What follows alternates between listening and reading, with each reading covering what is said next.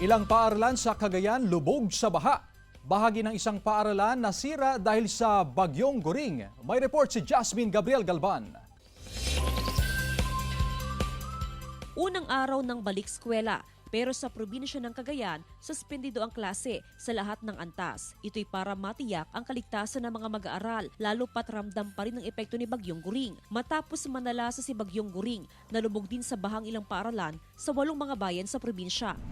Sa bayan ng Baggao, umabot na rin ang baha sa harapan ng Remus Elementary School. Ganon din sa San Vicente Elementary School sa Gataran. Binahari ng Rebecca National High School sa bayan ng Gonzaga. Ganon din sa Villagracia Elementary School South District sa bayan ng Bugay. Nasira naman ang bahagi ng silid-aralan sa Santa Teresita National High School sa bayan ng Santa Teresita. Pinangangambahan naman ang pagtaas pa ng antas ng baha sa Bacolod Elementary School sa bayan ng Amulong.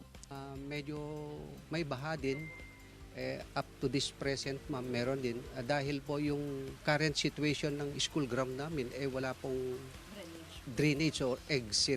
We have made a recommendation to the governor na i-suspend yung classes to give way doon sa paglilinis ng mga eskwelahan at paglilinis din ng mga kabahayan, ng mga affected ng flood.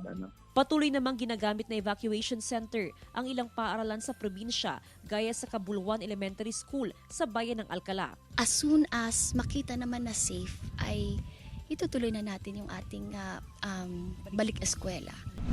Samantala, pinangangambahan ang patuloy na pagtaas ng antas ng tubig sa Cagayan River.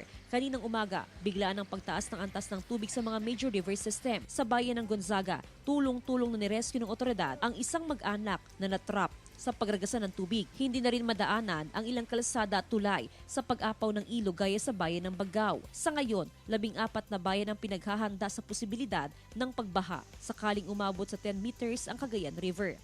Jasmine Gabriel Galban para sa Mornings with GMA Regional TV.